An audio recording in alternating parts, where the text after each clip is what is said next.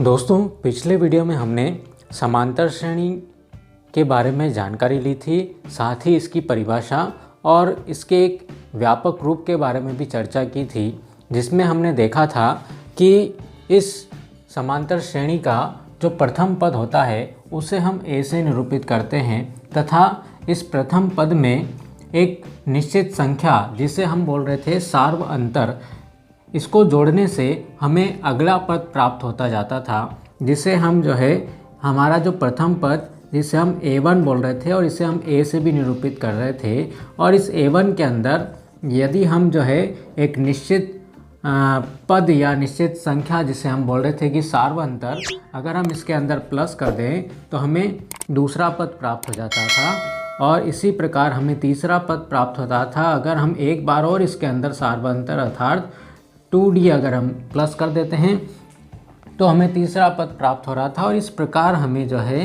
इस श्रेणी का nवां पद प्राप्त हुआ था, वो ये था a + n-1 इंटू डी के बराबर था, जिसे हम बोल रहे थे कि ये किसी भी समांतर श्रेणी का एक व्यापक पद, या इसे हम जनरल टर्म के नाम से जान रहे थे। साथ ही पिछले वीडियो में हमने देखा था कि इस प्रोजेक्ट के अंदर हमें पहले दिन 20 रुपये, दूसरे दिन उसमें 5 रुपये की वृद्धि हो जाती थी, 30 रुपये, 35 रुपये, और इस प्रकार यदि यह प्रोजेक्ट 30 दिन तक अगर चलता है तो 30वें दिन जो प्राप्त होने वाली राशि थी, जिसे हमने नाम दिया था कि इसका 30वां पद होगा। यहाँ पर हमारे पास में यदि n प्रथम पद और सार्व अंतर अगर पता है तो हम इस श्रेणी का कोई सा भी पद ज्ञात कर सकते हैं। अर्थात यदि हम यहाँ पर n की जगह अगर 30 रख देते हैं, पहला पद अर्थात सबसे पहले पहले दिन मिलने वाली सैलरी जो थी वो कितनी थी, 20 रुपये थी, और n का मान 30 था, तो हम यहाँ पर 30 में से 1 कम करेंगे तो 29, और 5-5 रुपये की वृद्धि होती जा रही है, इसलिए हमारा यहाँ पर d का मान जो था कितना था, 5 था। इस प्रकार हमें यहाँ पर कुल मिलाकर के 165 रुपये मिलने वाले थे। कौन से दिन? इस श्रेणी का जो 30वां पद था वो 165 हमें प्राप्त हुआ था।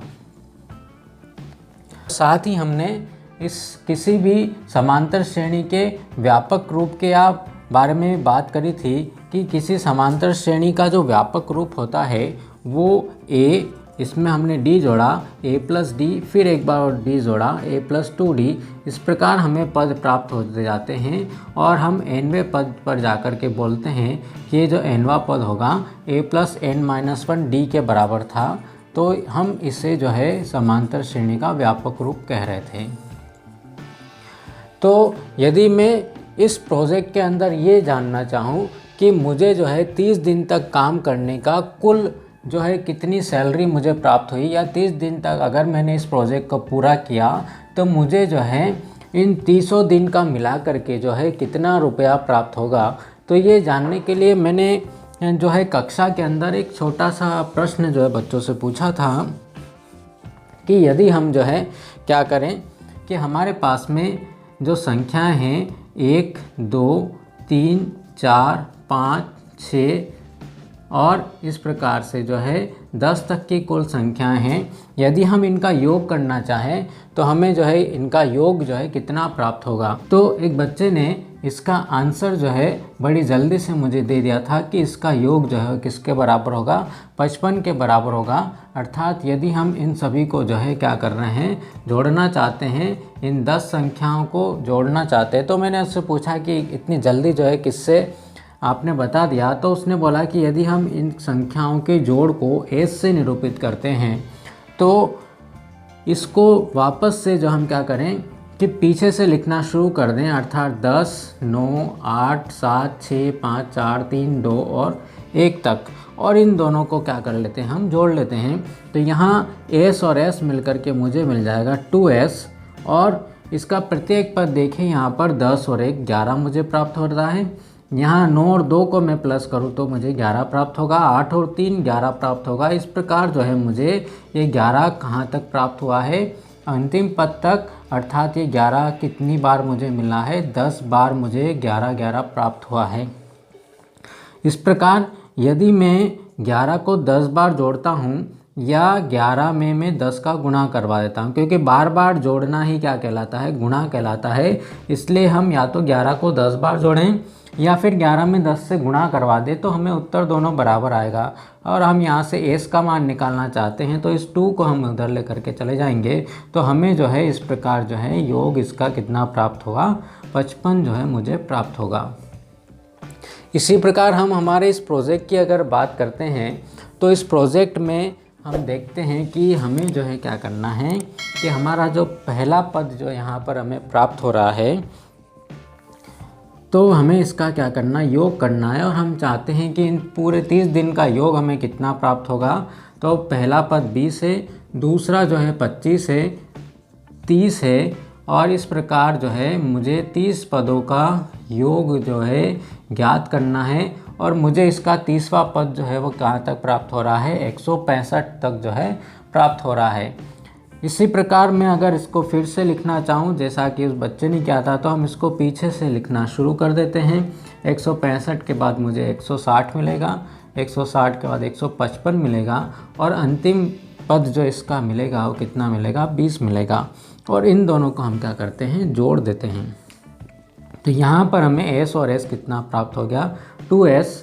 और यहाँ पर प्रत्येक पद का योग हमें कितना प्राप्त हो रहा है, 185 के बराबर प्राप्त हो रहा है।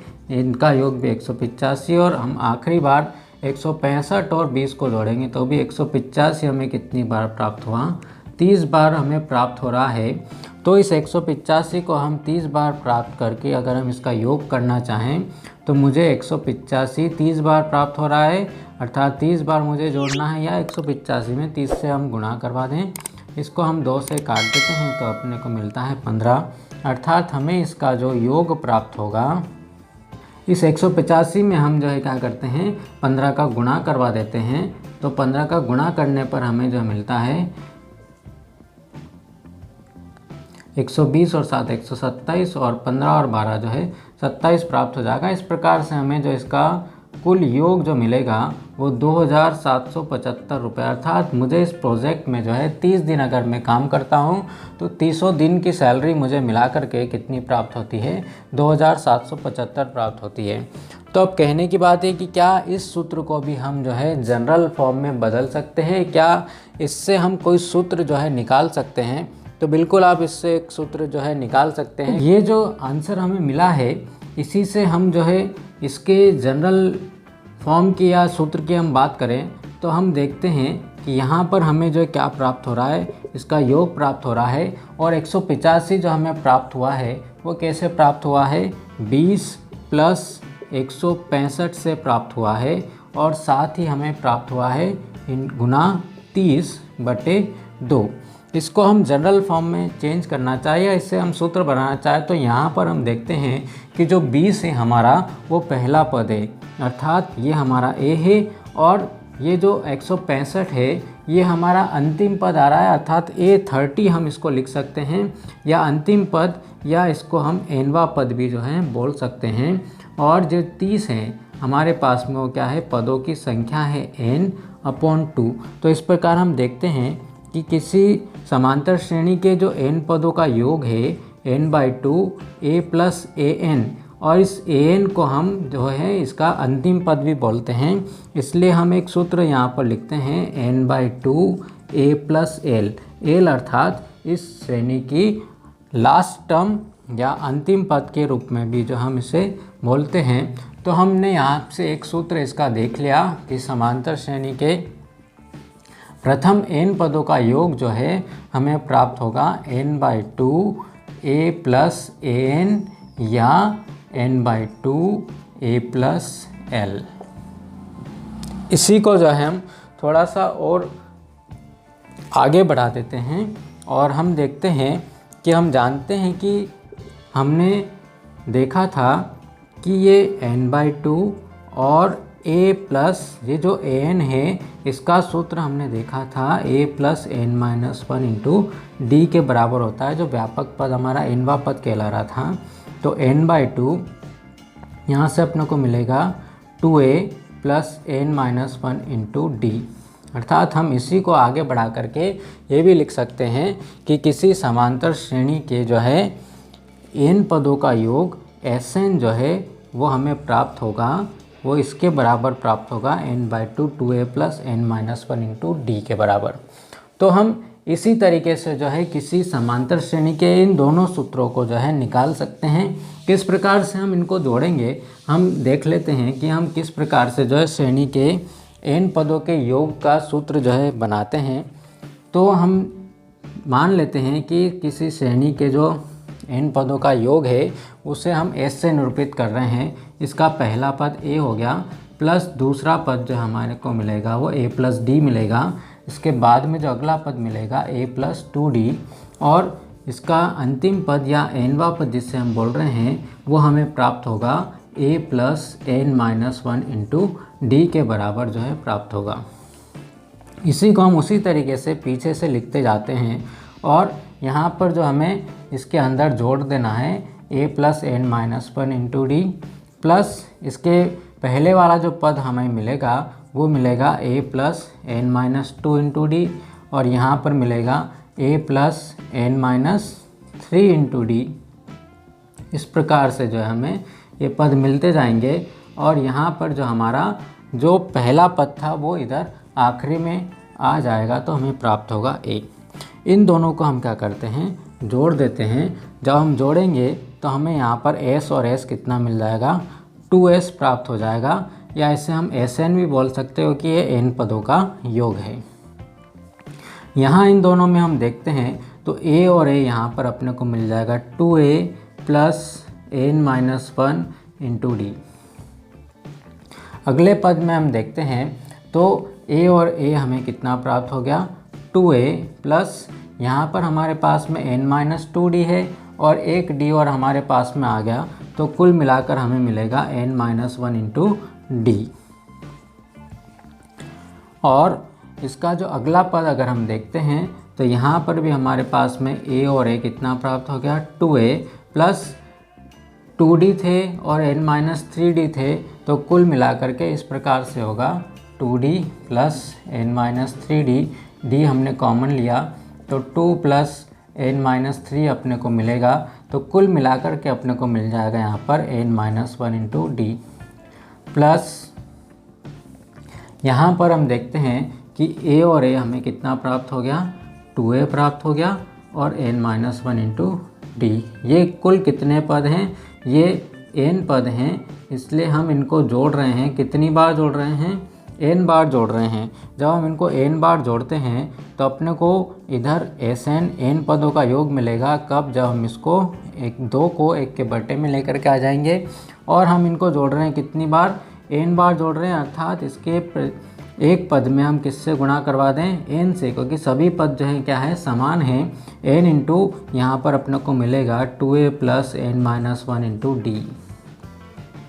इस प्रकार हमें सूत्र जो है प्राप्त हो गया और हम जानते हैं कि ये जो Sn वाला सूत्र है इसके अंदर n/2 और इसको 2a को हम लिख सकते हैं a plus n minus 1 into D. तो इस प्रकार हमें मिल जाएगा n/2 a प्लस, और यहाँ से लेकर के यहाँ तक जो हमारा nवां पद था a प्लस n या n/2 a प्लस l के बराबर होगा। तो हम यहाँ पर देखते हैं कि यदि हमें जो है इस सूत्र के लिए किसी समांतर श्रेणी के कितने पदों का योग ज्ञात करना है, जितने पदों का योग ज्ञात करना है तो वो हमारा n का मान हो जाएगा। उस समांतर श्रेणी का प्रथम पद और अंतिम पद अगर हमारे पास में है तो हम उस समांतर श्रेणी के n पदों का योग ज्ञात कर सकते हैं। इसी तरीके से यदि हमारे पास में समांतर श्रेणी में सार्वंतर पता है, n पता है और पहला पद अगर हमें पता है तो हम उसके जितने पदों का योग करना चाहें उतने पदों का योग जो है हम इससे ज्ञात कर सकते हैं। तो इस वीडियो में इतना ही। मिलते हम अगले वीडियो में इस प्रश्नावली के कुछ इंटरेस्टिंग पैटर्न्स को हल करने के लिए कि उसमें हम n पद को कैसे ज्ञात करें, उसका nवां पद किस प्रकार ज्ञात करें और उसके पदों का योग जो है किस प्रकार से ज्ञात करेंगे। तब तक आप देखते रहिए ये वीडियो और यदि ये वीडियो आपको पसंद आया हो तो इसे लाइक कीजिए, अपने दोस्तों में शेयर कीजिए और चैनल आपने सब्सक्राइब नहीं किया है तो इसे ज़रूर सब्सक्राइब कीजिए। Have a nice day.